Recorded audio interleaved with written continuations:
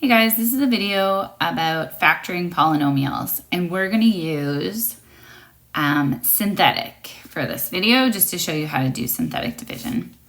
Okay, so we want to put this quartic function into fully factored form. So our first step is we need to find a factor. So we're going to use the factor theorem. So we're going to try subbing in values to see what will make this expression equal 0. I'm going to look at negative 12, and I'm going to try numbers like plus or minus 1, 2, 3, 4, 6, 12, any factors of 12. So I think I'm going to start with a positive 1, and let's see if that works. So I'm going to sub in 1 into my expression and see if my expression equals 0. So let's just do that really quick. Okay, so I've got 1 plus 2 minus 19 plus 28 minus 12. And that's going to be 1 plus 2 minus 19 plus 28 minus 12. 0. Okay, amazing. My first one worked. So as soon as you find one that works, that worked out, you're good to go. So if your expression equals 0, now I know I'm going to have an x-intercept at 1, but my factor is actually x minus 1. Because I know when I take that out of the brackets and set that equal to 0, the actual x-intercept will be 1. Okay, so my factor is x minus 1. Remember, my goal is to factor this polynomial into a whole bunch of brackets so that I'm able to graph it. Okay, so if I'm going to use synthetic division, I'm going to set up this thing.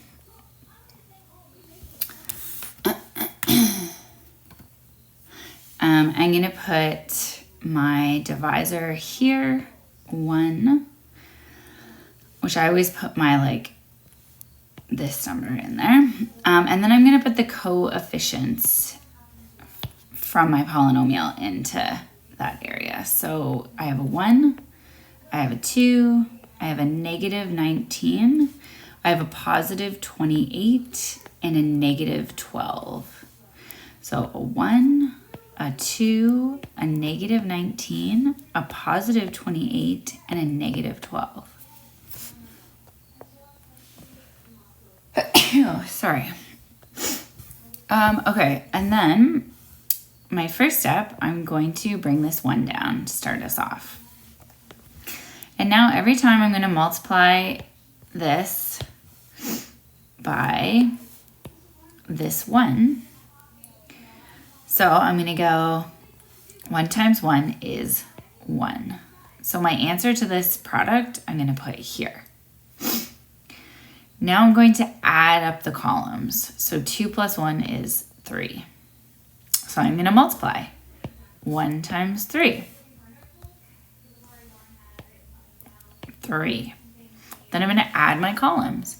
What's negative 19 plus 3? Negative 16. Then I'm going to multiply 1 times negative 16. And I'm going to put my answer here, negative 16. Then I'm going to add, what's 28 plus negative 16? 12. Then I'm going to multiply. What's 1 times 12? 12. Then I'm going to add. What's negative 12 plus 12? 0. This I always want to be 0 because that is going to be my remainder.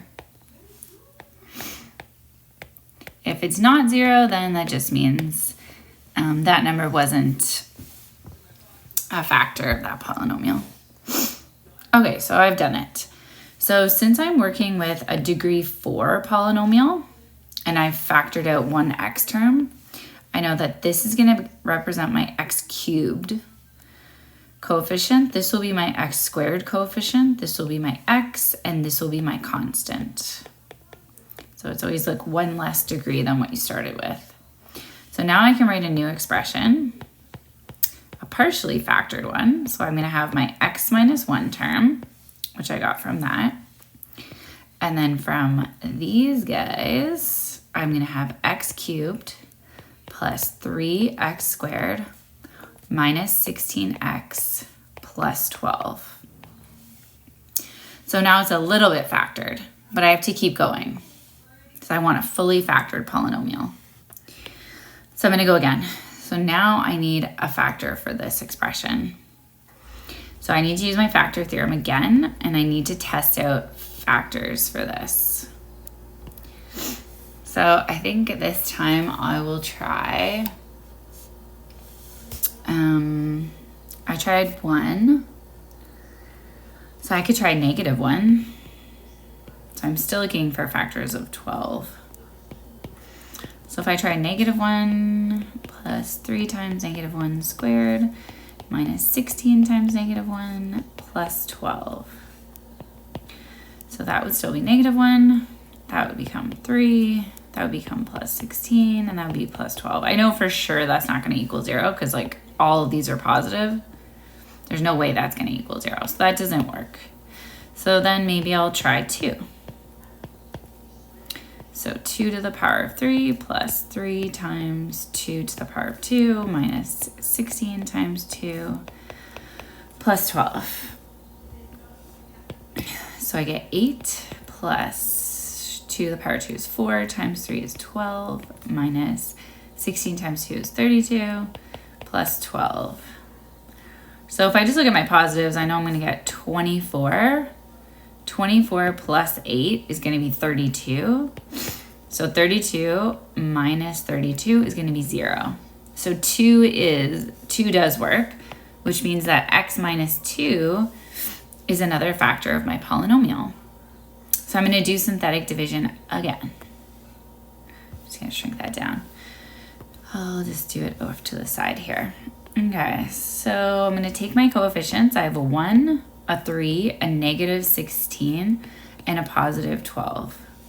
1, 3, -16, positive 12. My factor is x minus 2, but I'm going to pull out and put the 2 here. Okay, now I'm going to do my synthetic division. So I'm going to bring down that 1 first. Now I'm going to multiply 2 times 1 is 2. Then I'm going to add the columns. 3 plus 2 is 5. Then I'm going to multiply. 2 times 5 is 10. Then I'm going to add the columns. -16 plus 10 is -6. Then I'm going to multiply. 2 times -6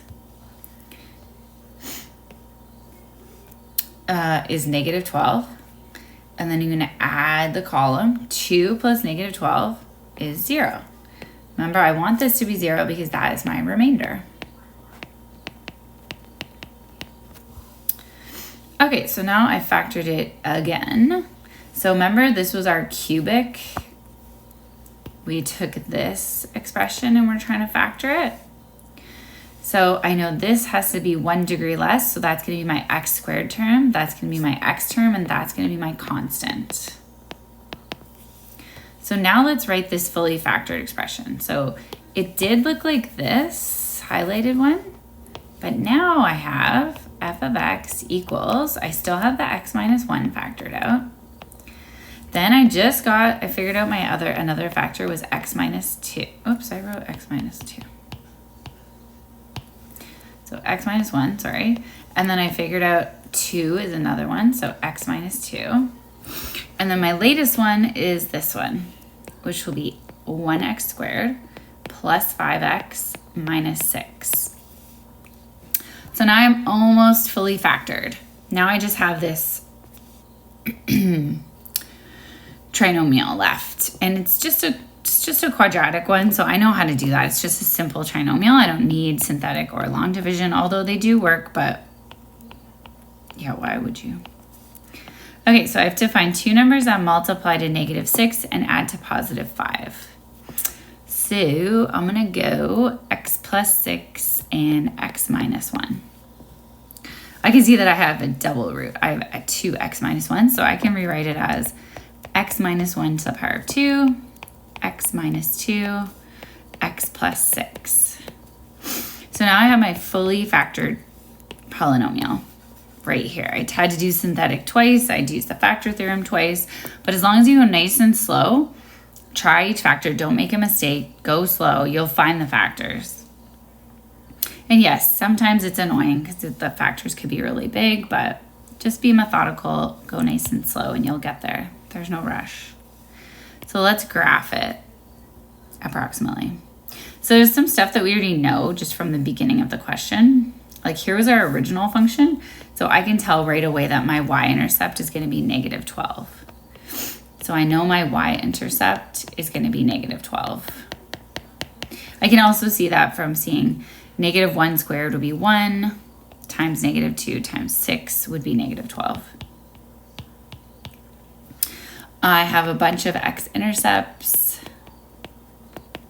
When I look at my brackets, I'm going to have an x-intercept of 1, 2, and negative 6. And this guy I'll highlight because it's an order 2 root. It's going to have a double root there. So I'm going to have a double root at 1. I'm going to have another root at 2. And I'm going to have a root at 1, 2, 3, 4, 5, 6, negative 6. And my y-intercept is going to be something down here at negative 12. Okay, so I almost have everything I need. I just want to think about my end behavior now. So I know this is a degree 4 function. Degree 4 polynomial. The leading coefficient, if you've forgotten, it was just a 1, a positive leading coefficient. So our leading coefficient is positive 1. So it's an even degree, positive leading coefficient. So I know my end behavior is going to be quadrant 2 to quadrant 1. Or as x approaches infinity, y approaches infinity. As x approaches negative infinity, y approaches positive infinity. Okay, so let's just go ahead and graph it. We don't know exactly what the minimum and maximums and the local min and maxes are gonna be. We don't know. Could be huge. So we're just gonna do our best. So I'm gonna say it's gonna go pretty low, but I don't know how low. And then it's gonna come up here. Oops, that doesn't look too good. So it probably goes quite low because it needs to come up pretty quickly here.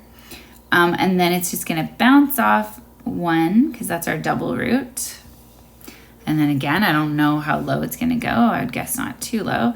And then it's gonna go back up here. So I know I needed to end in quadrant 2 and quadrant 1. So it has done that. I know I needed to go through negative 6 and 2, and then I know it needs to just touch my double root and go back down. So and it goes through my y-intercept of negative 12. So that's like kind of what the graph is going to look like.